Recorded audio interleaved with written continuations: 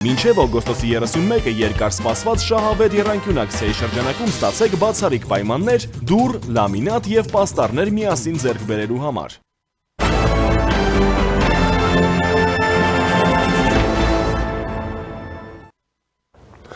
Ողջույն, դուք դիտում եք առաջին լրատվականը, ես Ժիրայր Ոսկանյանն եմ։ Բանակում քրեական ենթամշակույթի դեմ այս անգամ պատերազմ է հայտարարվել, բայց նման պատերազմների անհանդուրժողականության համակարգային պայքարի մասին մենք տարիներ շարունակ լսել ենք, մինչդեռ ոչ մարտական պայմաններում մահերը, նվաստացումը, բռնությունը և քրեական վարքականոնները շարունակում են վերարտադրվել։ Վերջին դեպքերից հետո փոխվում են ռազմական ոստիկանության և զինված ուժերի բարոյահոգեբանական ապահովման համակարգի ղեկավարները, բայց խնդիրը միայն բանակինն է։ Բանակը մեծապես արտացոլում է հասարակությունը, որտեղ ուժի պաշտամունքը, քրեական հեղինակությունը և խնդիրները բռնությամբ լուծելու մշակույթը դեռ ամբողջությամբ մերժված չեն։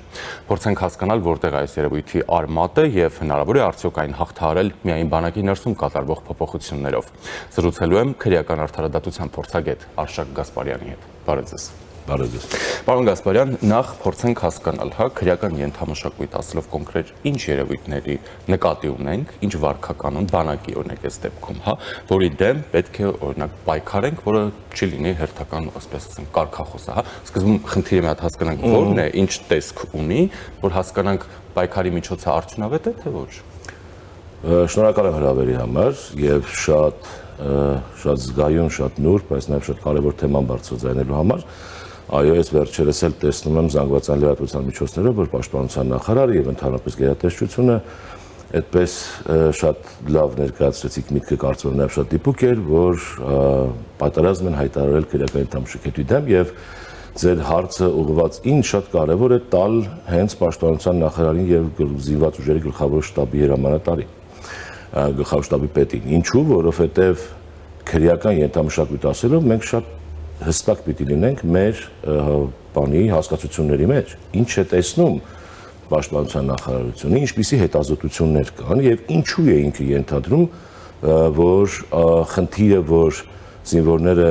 ինքնասպանություն են գործում, ինքնասպանության է հասցվում կամ այլ արատավոր եւ հանցավոր կամ նաեւ շատ բացասական վարքի դրսևորումներ են լինում, նաեւ ֆատալ վերջաբանով շատ ցավոք սրտի, ինչ նկատի ունեն, ինչ մեթոդաբանությամբ են ուսումնասիրել, որովհետև քրեական ենթամշակույթը շատ նման կարող է լինել իր բնույթով նաև բանակում, որը կարող է լինել եւ հասարակությունում, եւ հատկապես բանտերում, փակ-հաստատություններում, որը ենթադրում է կոնկրետ հիերարխիկ համակարգ, կոնկրետ մարդկանց ղեկավարում, սա կառավարման ձև է, որը հիմնված է ուղիղ արժեհամակարգի վրա, կայուն արժեհամակարգի վրա եւ դրան մենք շատ հաճախ անվանում ենք կայուն հանցավոր դիրքորոշումները, պարտադիր ֆինանսական հոսքերը, եկամուտներն ու ծախսերը, այդ ֆինանսական հոսքերը չբերելու համար եւ այլ բաների համար եւս հատուկ պատժային համակարգը եւ այսպես շարունակ։ Սրանք բաներ են, որոնք կառուցվածքային կոմպոնենտներ են ընդհանրապես քրեական ենթամշակույթի։ Հիմա բանակում ինչ նկատի ունեն արդյոք օրենքով գողի նկատմամբ հարգանքն է, որ տանում է ամեն ինչի։ Արդյոք քրեական ենթամշակույթի այն կոմպոնենտներն ինչ ասեցի, ֆինանսական հոսքերը ինչպես է կառավարվում, ինչպես են պարտքերը հսկում, ինչպես է ընդհանրապես պարտքը գոյանում, պարտքը չտալու համար ինչպիսի պատժատեսակներ կան, որքան են դրանք նման համայնքում եւ բանտերում գործողի հետ, կա արդյոք սրանց միջև տարբերություն թե չէ։ Սա պաշտպանական գերատեսչության ղեկավարի գործն է, որ պիտի մեզ հայտարարեր, ասել մենք սա ենք տեսնում եւ սրա հետ ենք փորձում աշխատել։ Ես շատ վախենում եմ այդ բառից, ինձ կար մի պաշտոնյա, այսօր էլ պաշտոնյա է ավելի բարձրաստիճան, երբ ասեց մենք ուզում ենք ձեր օգնությունը, որ արմատախիլ անենք քրեական ենթամշակույթը բանտերից, ու ես 19 թվականին ասացի, որ դա ճիշտն ասած անհնար է եւ այդպես չեն աշխատում։ Ես 18 թվականին նոր ավարտել էի Եվրոպայում այդ տարի առաջին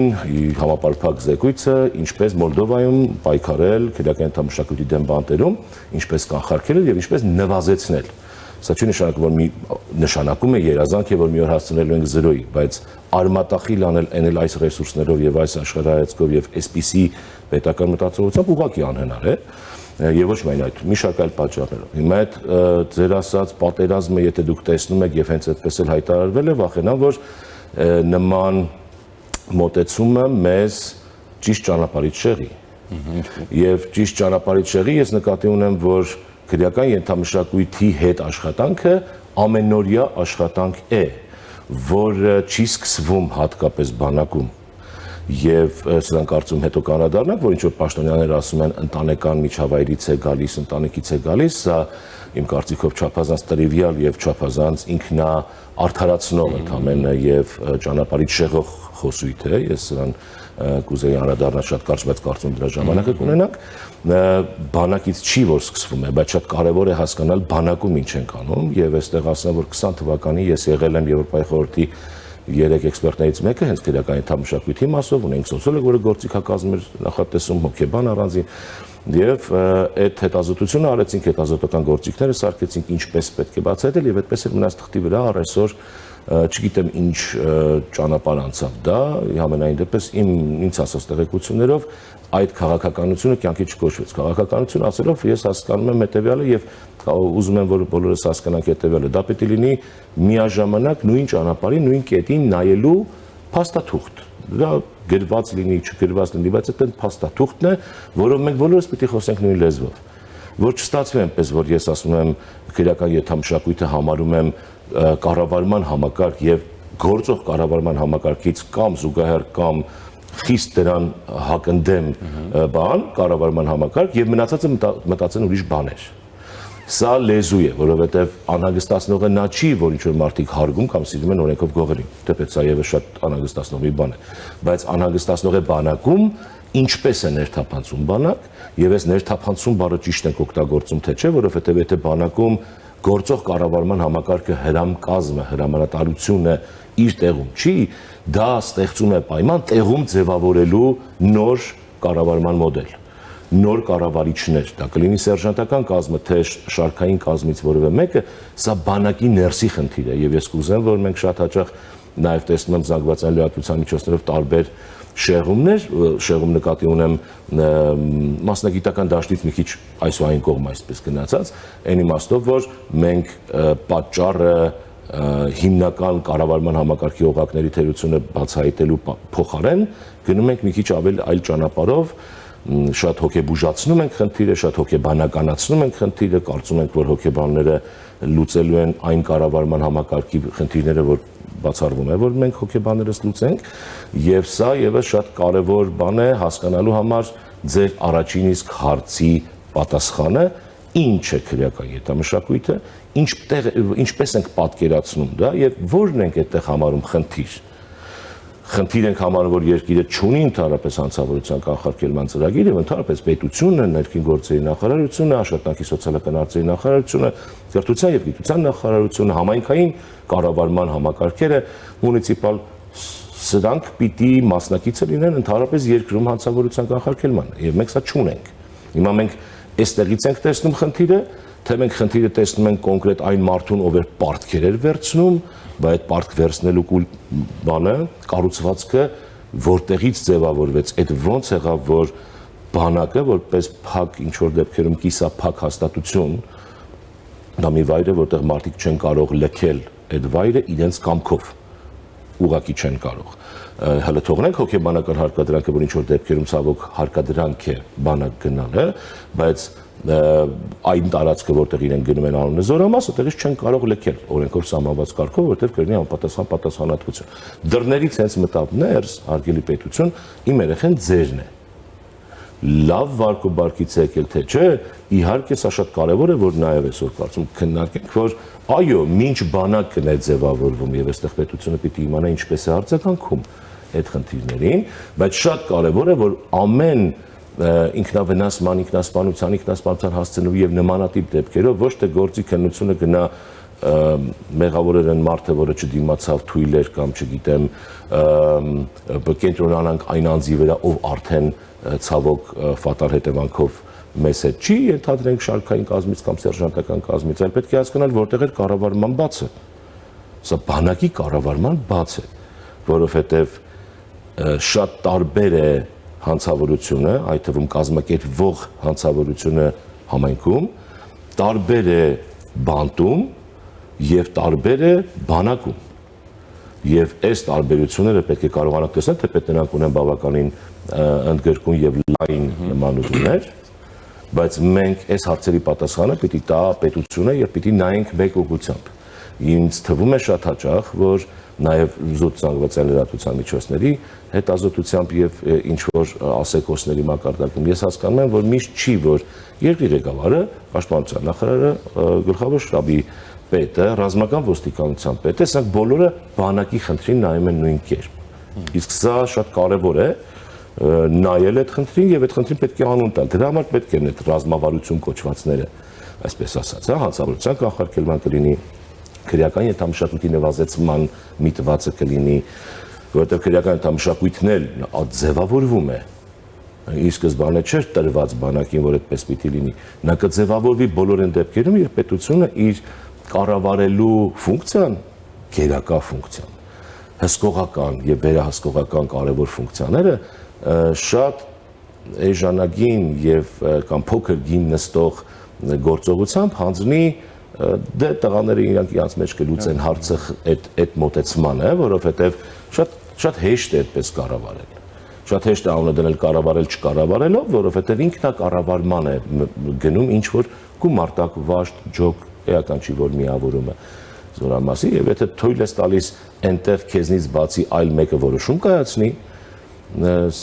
եւ դա ռազմական որոշում չի, որին դու պիտի սովորեցնես որոշում կայացնելը հմտություն է, գիտելիք եւ ջոկի հրամանատարից մինչեւ բրիգադի հրամանատար պիտի իրենց օղակներում որոշում կայացնելու հնարավորություն եւ պատրաստակամություն ունենան պատերազմի ժամանակ։ Սա սովորեցրու, բայց եթե դու պիտի սովորեցնես որոշում կայացնել քո փոխարեն վաշտի հրամանատար, որովհետեւ արագ գործ ունես, պիտի մի հատ գնաս տուն գաս կամ չգիտեմ ինչ որ գործով, կամ որոշում ես, որ դե իրենցով այդ հարցը կլուծեն, որովհետև տղաների կոլեկտիվ է ի վերջո եւ այլն։ Եվ մի շարք այլ պատճառաբանություններով հիմա ես հիպոթետիկ ինչ որ պատճառներ եմ բերում, բայց սա ձևավորում է ձեր ասած այդ քրեական ենթամշակույթը։ Նա քրեական կլինի թե չէ, սա կարևոր կոմպոնենտ է։ Նա կարող է չլինել քրեական, այսինքն նա կարող է չլինել ուղիղ ՀՀ օրենսդրությանը հակասելու միտված քրեական խումբ։ Նա բայց կլինի ինչ որ ենթամշակույթ, ինչ որ որոշում կայացնողների մաս, որոնք կորոշեն ով ում հետ նստի վեր կենա, ով ում հետ քնի, ով ում հետ հաց ուտի կամ չուտի, ով ում ձեռքով բարևի կամ չբարևի եւ այդպես շարունակ։ Եվ եթե սա քո ձեռքից դուրս է գալիս քո մեղքով կամ այլ ղեկավարների մեղքով, ձևավորվում է հենց բանակում եւ պետք չի ինքնարդարացման ճանապարհով գցել դե ձեր ընտանիքից եկավ այսպիսի երեխա, չէ։ Դե այսինքն մի բաղադրիչ չի, որ այս ամեն ինչը պայմանավորում է, հա, որովհետև մենք շատ հաճախ հարց ենք տալիս, ասում ենք, սա վերահսկողության ձախողում է, հրամանատարական պատասխանատվության պակաս է, փակ ռազմական միջավայրի հետևանք է, հասարակությունից եկող վարքականon, այսինքն բոլոր միասին, հա, այսպես ասած, բայց առաջնայինը պետության, կառավարման, հոգացության, վերահսկողության գործառույթի թերացում է։ Այս օրերին կան նաև պաշտոնյաներ, որոնք այսպիսի դիտարկումներ են անում։ Իհարկե կան դժվարություններ բանակում եւ այլն, մարդիկ տարբեր հոգեբանական իրավիճակներ ունեն, տարբեր ձև են կարողանում հաղթահարել։ Արդյոք սա հենց այդ երևույթի, չգիտեմ, լատենտ կամ ոչ լատենտ արդարացում չէ, հենց այդ կառավարման, վերահսկողության, ձախողման, պատասխանատվության, այսինքն ինչ է նշանակում կան դժվարություններ եւ տարբեր մարդիկ այդ դժվարությունները տարբեր իրենց հոգեբանական հոգեկերտվածքից ելնելով տարբեր ձև են կարողանում հաղթահարել։ Ով Տեր Աստված, այնքան նման այդպիսի արտահայտություններ կան նաև արտահայտության նախարարն անում, ես ձեր թույլտվությամբ ինչ որ պարալել զուգահեռներ անցկացնեմ, որովհետև նույն քրեական արտահայտությունն է, ավելի նույն փակ հաստատության մասին ենք խոսում։ Նո բանակի պայմաններում ինչ որ դեպքերում ասում են նաև կիսափակ, բայց ինքը ըստ էության փակ հաստատության բան է։ Այնտեղ էլ հաճախ որ ասում են, բա ինչու մարդ ինքնասպան եղավ, նախարարը իրեն թույլ է տալիս ասել, որ դե մենք շատ ենք ռոմանտիզացնում բանտերը, դե մնացած տեղերում էլ են մարդիկ մահանում, եւ այս դեպքում էլ երբ խոսում ենք բանակից, կառավարման խնդիրը լուծելու կամ դրա մասին բարձրաձայնելու փոխարեն մենք ասում ենք, որ դե ամեն մարդ յուրովի է մոտենում խնդրին եւ յուրովի է հաղթահարում, սա առաջի կուրսի գիտելիքի պակաս է իրավաբանական ֆակուլտետի, որովհետեւ առաջի կուրսում կարծեմ պետության իրավունքի տեսությունը անցնելիս մարդիկ հասկանում են ինչ է հանրային ծառայությունը եւ հասկանում են ինչ է նշանակում փակ հաստատություններում պետության պոզիտիվ պարտականությունը Եվ կարծում եմ, որ պիտի, որ եթե ոչ առաջի կուրսի երկրորդ սեմեստրում, ապա երկրորդ կուրսում ուսանողները անցնում են, որ գիտեք, չի կարելի, եւ սա միջազգային ստանդարտ է, բայց նաեւ իրավունքի փիլիսոփայության մաս, որ երբ դու ունես մեկին, ով պետության հսկողության տակ է 24/7 ռեժիմով, կամ ոչ միայն 24/7 կանխելամքի կենտրոններ, որտեղ 8 ժամանոց հսկողություն է։ Եվ մենք պիտի հասկանանք ինչ է հսկողությունը եւ վերահսկողությունը, եւ դրանք շատ եւս հստակ են թե օրենսդրությամբ, թե միջազգային ստանդարտներով։ Քո պատասխանատվության տակ գտնվող մարդու կյանքը, առողջությունը եւ մնացյալ իրավունքների իրացումը եւ դրանց կիրառելիության կամ կիրարկման ձևն ու չափը քո հսկողության տակ է։ Այն պահից ի վեր, երբ անձը որևէ առողջական խնդրով հայտնվում է քեզ մոտ, դա քո խնդիրն է։ Եթե այդ առողջական խնդիրը սկսում է տարածվել եւ սկսում է զարգանալ վատ իմաստով, սա քո խնդիրն է, ոչ այդ հիվանդության, որովհետեւ դու պիտի նախականխեիր, դու պիտի նախանշանները բացահայտեիր, բոլոր ազդանշանների պարագայում պիտի կատարեի ինչ-որ գործողություններ, ես ատանում եմ առողջության բլոկ, բայց ես նույնն հեսա բերել եմ քրեական ենթամշակույթի։ Եվ երբ մենք որքան էլ անձը ունենա վայելի բարձր պաշտոն, սա չի բերում գիտելիքից հետ, ցավոք սրտի, լավ կլիներ այդպես լիներ, բայց այդպես չի։ Իսկ ես ինչ որ ես ասում, սա գիտելիքի մակարդակ է։ Մենք պիտի իմանանք, որ եթե գիտենք, ապա ճիշտ չի եւ պաշտոնին վայել չի ասել սխալ բան զանգվածային լրատվության միջոցով, այսինքն եթե գիտեք, որ պետության հսկողության տակ գտնվող անձին երբևէ չի կարելի համեմատել հասարակությունում ազատության մեջ գտնվող մարդու հետ, երբեք դրա համար ոչ միայն մեր դասագրքերը, այլ նաև միջազգային ստանդարտներն են արգելում նման բան անել, եւ սա գիտելիք է, որ պետք է ունենաս, եթե ունես սխալ տեղեկություն ես տալիս եւ քեզանից հեռացնում ես, սա վատ վարքի ձև է, սա ոչ այնքան հասուն մարդու վարքի ձև է։ Եթե չգիտես, ապա ցանկալի է, որ իմանանք եւ իմանանք զանգվածային լրատվության միջոցներով մենք ինչ ինֆորմացիա ենք հաղորդում, որովհետեւ այս միջոցները զանգվածային են եւ զանգվածները մտածում են, որ միգուցե կարող են մտածել, որ դե հա ձեր անդաստիրակ երեխաները հազար ներողություն մտնում են բանակ, խաթարում են բանակի անդորը, ինչ անի են խեղճ հրամանատարը։ Այսպես չի, մենք տալիս ենք մարդուն զինվոր դաստիարակելու, զինվոր դարձնելու, որը իր սահմանումներն ու կարգն ու կանոններն ունի, իրենց ներքին կանոնադրությունն ունեն, իրենց կարգապահական կանոնադրական, կարգապահական վաշտերի կանոնադրության եւ այսպես շարունակ։ Եվ մեր խնդիրն է այստեղ հասկանալ, որ սա պետության խնդիրն է, որ սա ամբողջությամբ պետության խնդիրն է, այդ թվում նաեւ ես շատ ուրախ կլինեմ, որ թե կոմիտեների նիստերում եւ թե կառավարության նիստերում մենք տեսնենք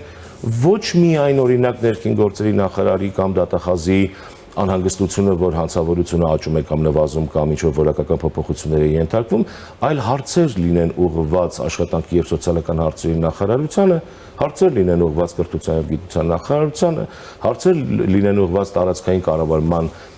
ենթակառուցվածքներին եւ կառավարման նախարարությանը եւ ասենք կարող ենք ասել ի վերջո ներքին գործերը եւ քրեական արդարադատության հարկադրանքի միջոցներ կիրառողները սրանք վերջի կոմպոնենտներն են։ Հանցավորությունը ծնվում է ընտանիքը, բակը, մանկապարտեզը, դպրոցը, համալսարանները, այս ամբողջ շղթան թողում ենք մի կողմ, այս ընտանիքի ներսում կատարված խնդիրներին պետությունը անհաղորդ է մնում, այդ խնդիրները դառնում են արդեն հանցավորության եւ ինչ որ մեկի նույնիսկ առողջությանը, կյանքին վտանգ սպառնալու ուրեմն վարկի ձև հետո պետությունը սկսում է արձագանքել, այս ինչ անել հանցագործությունից հետո կարծես թե մեր պետությունը գիտի, ինչ անել որպեսզի այդ հանցագործությունները չլինեն, կարծես թե այս միջգերատեսչական, միջմասնագիտական, միջոլորտային ուղղությունը չունենք եւ դրա համար եմ ասում ձեր իսկ առաջի տված հարցը, որ շատ ճկնախ հարց էր, սա պետք է տրվի կառավարությանը եւ ուղիղ գերատեսչությունների, որ մենք հասկանանք, մենք նույն կերպ ենք նայում այս բաժակի, մենք որ նայում ենք, տեսնում ենք սպիտակ, թե ինչ-որ մարդիկ նաև տեսնում են դրա մեջ կանաչ գույներ։ Եվ կարծում եմ, որ մեր պետական կառավարման համակարգի ամենաառանցքային խնդիրներից մեկը նա է, որ մենք չենք տարբերում նախ խնդիր, առաջադրանք, task բառը կամ задача բառը։ Մենք չենք տարբերում կարիքը եւ խնդրեմը եւ սրանք բաներ են, որոնք ռազմավարություն են ենթադրում։ Եվ սրանք բաներ են, որոնք ենթադրում են պետության պատասխանատվությունը կրելու նաև սեփական մեղքի բաժինը։ եւ մեղքի բաժինը ունենալը չի ենթադրում միայն հայտարարել, որ այո մենք մեղավոր ենք, կամ ոչինչ չասող ինձ համար արտահայտություն, որ ոչ մի կառավարություն էլ անթերի չի, իսկ ով ես թույլ տվել թերություններով աշխատել, կամ ինչ որ պաշտոնյաների հատկապես բարձրաստիճան սկսել աշխատանքից հանել։ Գանք դրան։ Հա։ Աշոտ Զաքարյան, ռազմական ոստիկանության պետ, հեռացվում է պաշտոնից, նրան փոխարինելու է գալիս Արամ Հովհաննիսյանը։ Զինված ուժերի բարոյական ապահովման վարչության պետ Սերգեյ Ստեփանյանն է փոխվում, խոսվում է ռազմական ոստիկանության վերահսկողական մեխանիզմների գործառույթների ուժեղացման, սպա հոգեբանների համակարգի մասին եւ այլն։ Հոգեբանների մասով դուք անդրադարձ ունեցաք։ Տեսեք, երբ ես ձեզ լսում եմ, ինձ մոտ տպավորություն է, որ առանցին պաշտոնյային փոխելով մենք հարցը չենք լուծում, այսինքն մենք պետք է համակարգային խնդրին մոտենանք, հա, ախտորոշենք, ունենանք քաղաքական որոշում, մշակենք ռազմավարություն, ներգրավենք բոլոր շահագրգիռ գերատեսչություններին եւ աշխատանքը տանենք համակարգային, որովհետեւ եթե մենք ուզում ենք գնալ ոչ թե մարտավարական, այս պահին ինչ որ մի արդյունք ցույց տալու եւ դրանով այսպես աչքակապություն անելու այլ ռազմավարական ճանապարհով, ինչպես դուք նշեցիք, հա, կրթության նախարարություն, ներքին գործերի նախարարություն, աշխատանք, սոցիալական հարցեր, թիմեր, այսպես համակարգային պիտի լինի, որ ապագայում մենք դրա ազդեցությունը տեսնենք։ Բայց մենք փոխում ենք ռազմական ոստիկանության պետին, դրա համար որպես այսպես ասած շարժառիթ է հանդիսանում օգոստոսի 13-ի հերթական ինքնասպանության հասցնելու դեպքը, եւ մենք չենք հասկանում ու դրան զուգահեռ եւ պաշտպանական գերատեսչությունից եւ այլ կառույցներից խոսում են բանակում նման վարքականոնի կամ դրա հետևանքով առաջացած խնդիրների նվազման մասին, հա։ Եթե նվազել է, ուրեմն այս մարդը լավ է աշխատել, ենթադրում եմ, չէ՞, բայց մարդուն չենք հանում այդ դեպքում պայմանավորելով այս վերջին դեպքով, այսինքն այստեղ որտեղ է տրամաբանությունը եւ որտեղ է մեր ակնկալիքը եւ ոնց ենք մենք չափելու, որ այս նոր նշանակումը արդյունավետ է եղել, որովհետեւ ռազմական գերատեսչությունը չի կանգնելու հաղորդագրություն տարածի, ասի ավելանում են, չգիտեմ, խնդիրներ եւ այլն, ասելու այո, նվազում են, էս է լինում, առավելևս որ նույն Աշոտ Զաքարյանին որևէ հանրային, այսպես ասենք, պրետենզիա չի եղել, նրան խրախուսեցին, գովերքեցին, ճանապարհեցին, գուցե դա այդպես է, չգիտեմ, այդ դեպքում ինչու են նրան ճանապարհում, հա։ Եվ ինչպես ենք մենք չափելու, ես հուսով եմ մենք չենք հասել այն կետին, որ կներեք գուցե շատ գրեհիկ է ինչու, 1-2 մահ պակաս լինելու դեպքով ենք չափելու, այս խնդրին մենք լուծում ենք տալիս, թե չէ։ Վերջից գամ, ցավոք հենց այդպես ենք մենք չափում, որովհետև հասարակությունը արձագանքում է շատ ցավոք սրտի միայն անդառնալի կորուստների կամ նույնիսկ եթե անդառնալի չի, բայց շատ ցավոտ կորուստների ժամանակ եւ մենք հրշեջի մասնագիտությամբ, հրշեջի պես պետությունը սկսում է կրակը մարել այնտեղ, որտեղ տեսնում է։ Մեկ կարող եմ ասել այնտեղ, որտեղ ուզում է տեսնել կամ ընդհանրապես երևում է, բայց այս պաշտոնյաների հերացումը շատ հետաքրքիր բան կար, էլի ձեր թույլտվությամբ, եթե թույլ տաք համեմատությունները հետեւյալն է։ Եթե կհիշեք Վոլոդիա Ստեփանյանի մահվան դեպքով, շատ զարմանալիորեն երևի մենակ այդ տարածքի կորպուսի հրամանատարին չհանվեց աշխատանքից, ենթադրում եմ հասարակությանը ցույց տալու համար, որ դա քաղաքական պատվեր չէր, քաղաքականության հետ որևէ կապ չուներ բան եւ այլն, սա քրեական արդարադատության ոլորտի ենթադրությունս է, շատ մասնագիտական, հա, որտեղ ինչ-որ կապեր կարող էին լինել երրորդ աչքով կամ դիտորդի աչքով։ Եվ զարմանալիորեն քննչականի պետը, որ շատ, չգիտես ինչի շատ արագ սկսեց Պետրոսի մոտ ելույթ ունենալ Ղազարյան հմեկով, ասաց, որ ես առաջին իսկ օրը Վոլոդիա Ստեփանյանի գործը հանձնարարել եմ քննչական կոմիտեի հատուկ կարևորագույն գործեր քննող վարչությանը։ Շատ գեղեցիկ ստացվեց։ Արմավիրի մարզի քննչականի պետը, որը ճիշտ ասած կարող էր իրավաբանորեն օրենսդրորեն որևէ կապ չունենար այդ օպերացիայի հետ, որը մշակել էր հատուկ կարևորագույն գործեր քննող վարչությունը, Արմավիրի վարչության քննչականի պետը դուրս եկավ աշխատանքից, ՀԿԳ-ի վարչության պետը դեռ պաշտոնավարում է։ Աչափնյակում էր կարծեմ մի քանի ամիս առաջ այն 30 հոգանոց խումբը։ Ներքին գործերի նախարարությունից Վարդանը Վարդանյան ոստիկանապետ եւ Հակոբյան Կարենը համայնքային ոստիկանության պետ, գլխավոր վարչության պետերից դուրս եկան, դարձան նույն նախարարի խորհրդականներ։ Ենթադրում նույն ոլորտները կուրացանող խորհրդականներ, այլապես ինչու պետք է օրինակ տնտեսական մաս խորհրդատվության տարել այս մարդիկ։ Եվ հիմա այս նույն բանը բանակում, այս ամեն ինչը կապված է նույն քրեական արդարադատության հետ, բայց կարծում եմ սա մոտեցումն է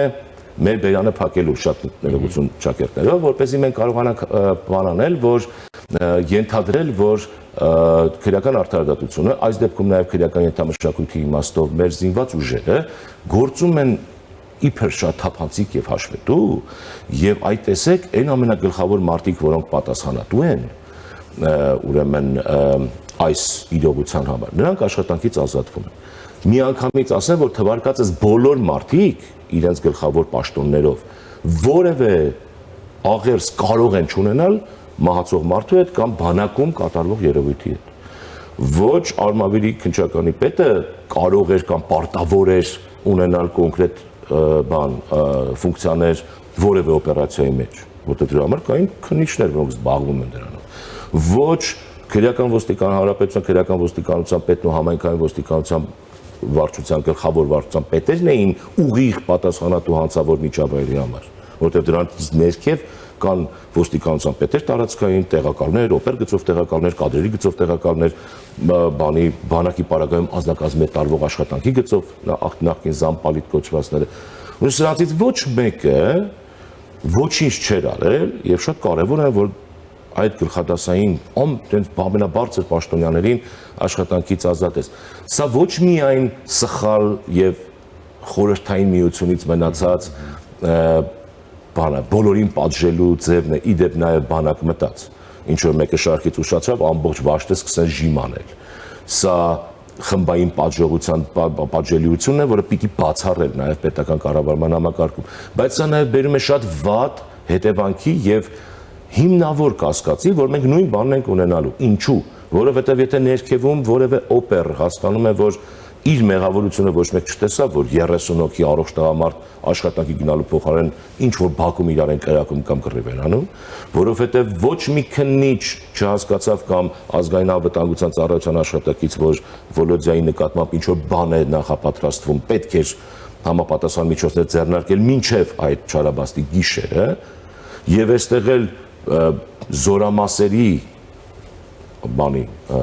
գաղտնի թվով այդքան զորամասի ոչ մի վաշտի հրամանատար, ոչ մի գումարտակի հրամանատար, անձնակազմի հետ տարվող աշխատանքի գծով տեղակալ, ռազմական ոստիկանության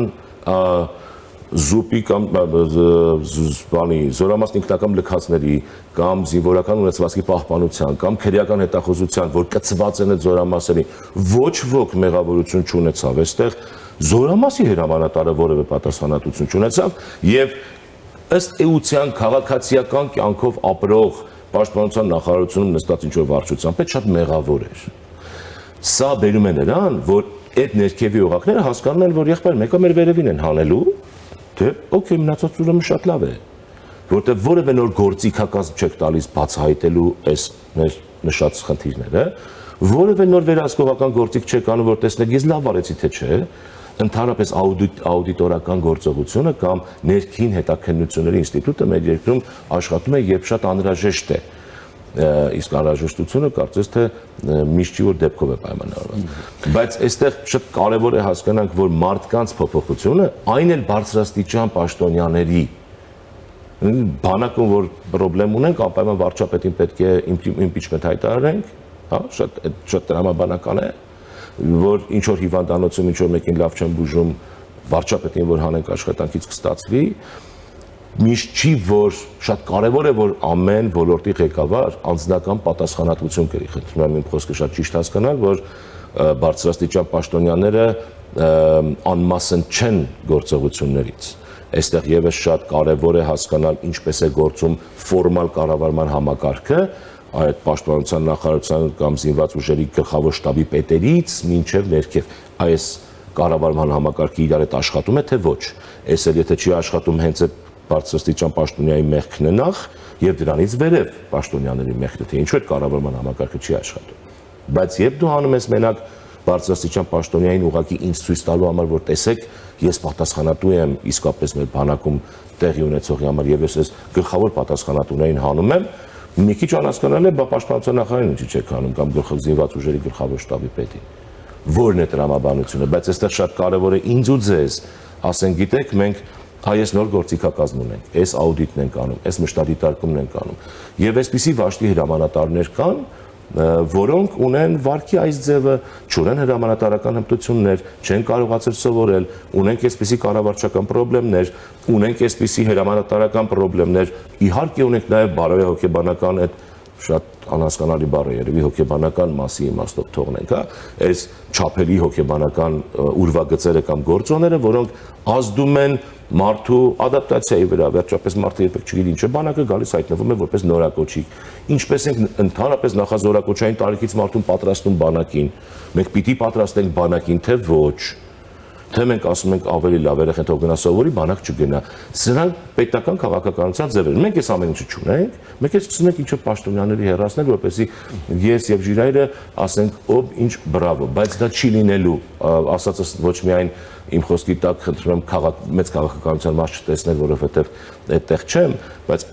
զուտ մասնագիտական, քրեական արտահայտության մասով մենք չենք կարող հասնել արդյունքի, եթե կատարողը չի հասկանում, որ ինքը պիտի աճի։ Առհասարակ զինված ուժերին վերաբերող քաղաքականությունը, այսպես ասած, այն մեզ համար ստանդարտ քաղաքականությունից դուրս պատկերացում պիտի լինի, որովհետև զինված ուժերը կուսակցական չէ, քաղաքականացված չէ, եւ այնտեղի հենց քաղաքականությունը վերաբերում է շատ ուղիղ բոլորիս, այս դեպքում մարդկանց կյանքին եւ առողջությանը, հա, նաեւ խոշտանգումների ձեռք մնալու հազար ու մի բաների, բայց լավ, ինչևէ։ Դուք նշեցիք Մոլդովայի, բայց քրեակատարողական հիմնարկների մասով փորձը։ Ասում են այս երևույթները բանակի շատ հատուկ են հետխորհրդային երկրներին։ Կան հետխորհրդային երկրներ, որոնք կարողացել են ինչ-որ ձևով հաղթահարել, դե չեմ ասում ընդհանրապես չունենալ որևէ միջադեպեր, բայց այդ միջադեպերը չլինեն, այսպես ասենք, ժողովրդագրական եւ այլնի այդ համեմատ, հա, այդ տարբեր համատություններ կարող են անել, որքան է այդ միջադեպ լինում, ինչպիսի բնակչության ծավալ ունենք, ինչպիսի սոցիալական վիճակ ունենք, զինված ուժերին, ներգրավվածության ինչ չափ ունենք, տարբեր համատականներ, եթե թե շատ մասնագիտական չխորանանք։ Կան հետխորհրդային երկրներ, եթե տիպիկ է հենց հետխորհրդային երկրներ, որոնք կարողացել են, այսպես ասենք, օրինակելի փորձ ձևավորել։ Ժիրայր ջան, ցավոք սրտի ես զինված ուժերի մշտադիտարկմամբ չեմ զբաղվում, դժվարն եմ ասել բանակներում ինչպես է փոխվում, բայց եթե հաշվի առնեմ զուտ մասնագիտական իմաստով տեսածս, կարծում եմ, չէ, մենք շատ նման ենք իրար, Մոլդովայից մինչև կենտրոնական ասիական երկրներ, կարծում եմ, որ հասել է շատ կարևոր փոփոխության Էստոնիան, եթե նրան էլ համարենք նախկին խորհրդային միություն, թեպետ անգամ խորհրդային միության ժամանակ այդ մեծ բալթյան երկրները միշտ եղել են շատ ավելի եվրոպական մեկ, շատ ավելի պրոգրեսիվ։ Էստոնիան իր շատ փոքրաթիվ մեր բնակչության ուղիղ կեսի չափ բնակչությամբ կարողացել է անել, ես կասեի նույնիսկ անհնարին է, եւ բանտային համակարգում, եւ բանակային համակարգում, եւ ոստիկանական համակարգում, եւ դա արվել են մարդկանց կողմից, ովքեր իրապես նվիրյալներն են իրենց գործի, եւ ստացվեց այդպես, որ 2017, եթե չեմ սխալվում թվականից, միավորվեցին ինչ-որ մարդիկ, գլխավոր պաշտոնյաները երկրի եւ որոշեցին փոփոխություն անել թե քրեական դատավարության օրենսգրքում, թե քրեական օրենսգրքերում, պատիժների համակարգում եւ ընդհանրապես որը ազդեց նաեւ երկրի ուրեմն մունիցիպալ կառավարման համակարգներ ներգրավված եւ դա ազդեց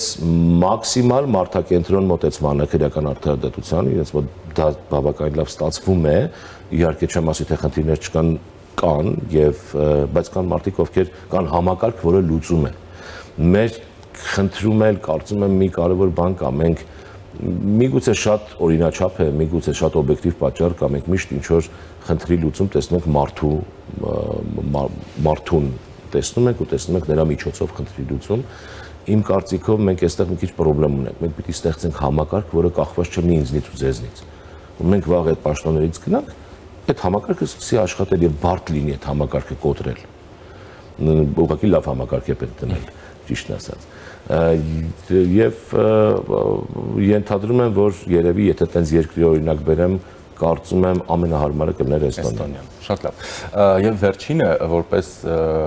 այսպես ասենք, այս պահին ժամանակավոր լուծումներ կամ տեսանելի ինչ-որ բաներ, այս օրերին քննարկում էին, նաև առաջարկում էին որոշակի ազդարարման ինչ-որ մեխանիզմներ լինեն, բայց ոչ, այսպես ազդարարման անկախ մեխանիզմներ լինեն, ոչ օրինակ ՊՆ-ի ենթակայության ներքո, ոչ այդ զորամասի ղեկավարների ենթակայության ներքո, որ զինվորները ավելի անկաշկանդ լինեն, հա, այսպես ասած։ Բայց եթե կա ի սկզբանե վստահության խնդիր, չէ, այս մարդը որքան էլ դու այդ ազդարարման համակարգերը անկախ սարքես, ինքը չի ազդարարել, չի հավատալու, որովհետև կանխավարկած կլինի, կազդարարեմ, հաջորդ օրը ավելի ծանր իրավիճակում կհայտնվեմ։ Ով է, որտեղ է այդ երաշխիքը այդ ազդարարման անկախության, այսինքն եթե մենք ի սկզբանե խնդրեմ ունենք, վստահության խնդիր ունենք առհասարակ, որովհետև զորամասում 1000 բան կա, չէ, 1000 ծառայող կա, այսպես ասած, անմիջական հրամանատարներ կան, ավելի բարձր հրամանատարներ կան, ինչպես դուք նշեցիք, անձնակազմի հետ աշխատող անձնակազմ կա, 1000 մի բան կա, ու որև մեկը տեղյակ չի լինում, որ ինչ-որ բանա տեղի ունենում, որ կարելի է կանխատեսել սրա հետևանքի տակից որևէ մեկը դուրս չի գալու, բայց մարդիկ մտածում են, դե դուրս են գալու, ինչ ուզում է թող լինի։ Ժիհար ջան, այնպես ուզում եմ շատ խելացի պատասխաններ տալ ձեր շատ խելացի հարցերին, մոտ կարող է լավ չի ստացվում, բայց այնքան պարզ բան եկավ մտքիս։ Բարեխիղճ աշխատանք, ուղղակի քեզ տրված Հայաստանի Հանրապետության օրենսդրության որ ոլորտն էլ վերցնես, զինված ուժերի կլինի, քրեական արդարադատության կլինի, կարելի է բարեխիղճ աշխատել լավ։ Սա այնքան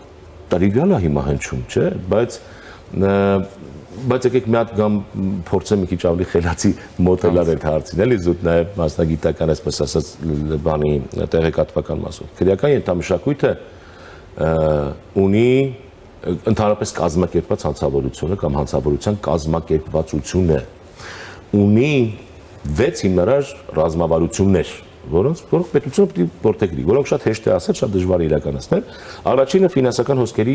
ելումուտը ստուգելն է։ Արդեն գոյություն ունեցող քրեական ենթամշակույթի, այսինքն արդեն կազմակերպված խմբի։ Երկրորդը այդ քրեական ենթամշակույթի կապը տեսնելն է բանտային համակարգի կամ փակ հաստատությունների հետ։ Երրորդը համայնքային ազդեցությունն է, ինչպես ենք մենք քաղաքացիներս հարգում, սիրում, պաշտում կամ գնում օրենքներով գրված, օրենքներով չգրված։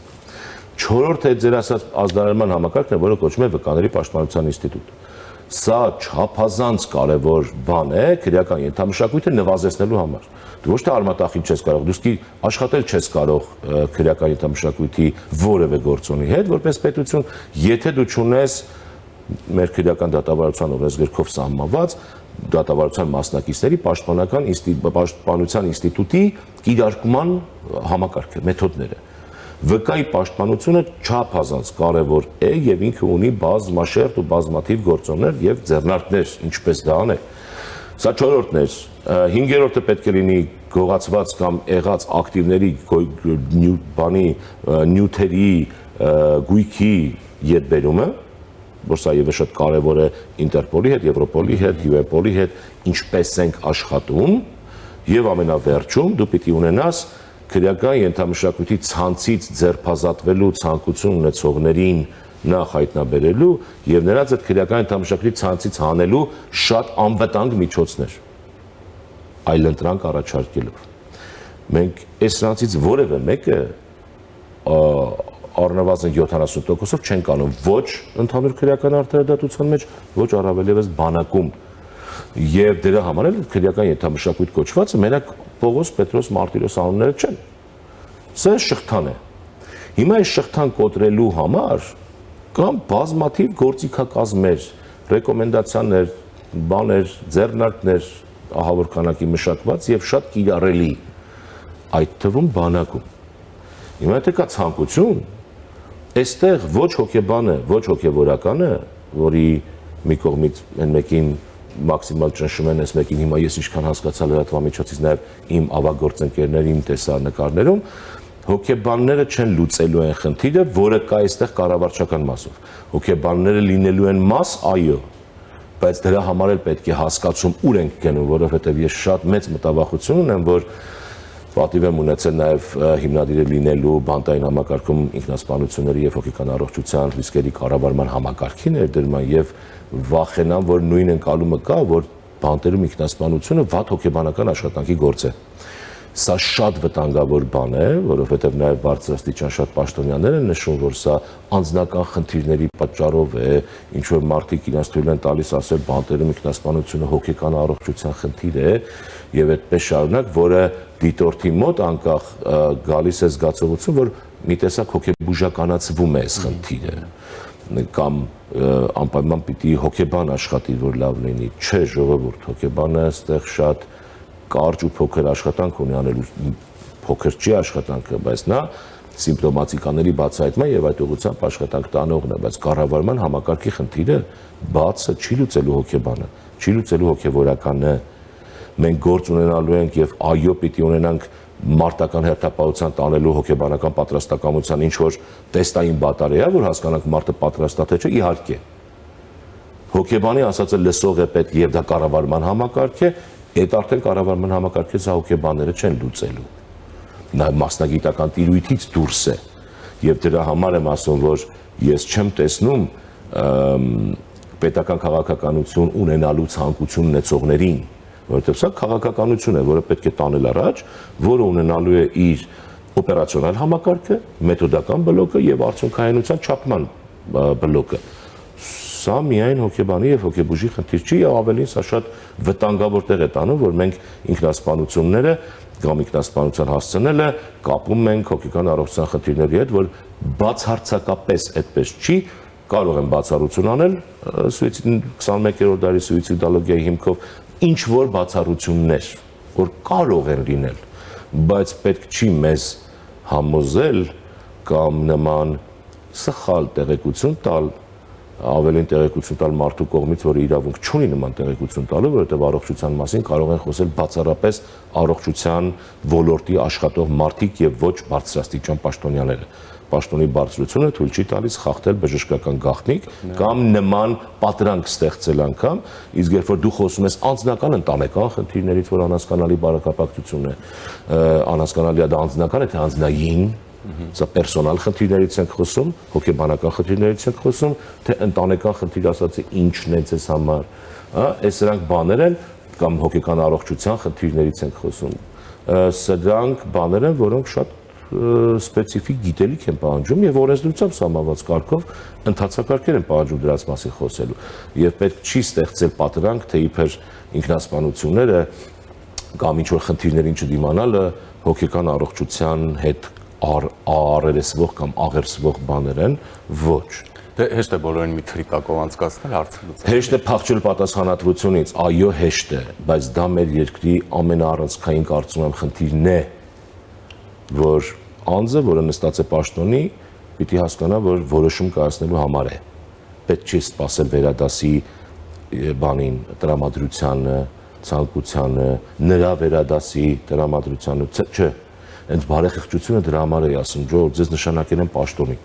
Շատ ապրեք, բոլորը ցնցող եք, տիեզերական մասնագետներ եք, արեք ինչ որ գրված է։ Այն ինչ որ գրված է, արեք, չի ստացվի, եկեք օգնենք ձեզ։ Դրա համար են իմ նման խորհրդատուներ կան ամբողջ աշխարհով եւ տարբեր երկրների համար գործող, որոնք ասում են, եկեք ձեզ օգնենք, ինչ կարելի է անել, բայց անելիքը դու իմանաս։ Դա առանձին, այսպես ասենք, զրույցի մշակույթ է։ Մի ամբողջ։ Շնորհակալություն։ Ես եմ շնորհակալ։ Զրուցակիցս քրեական արդարադատության փորձագետ Արշակ Գասպարյանն էր։ Մնացեք առաջինի հետ, ես Ժիրայր Ոսկանյանն եմ։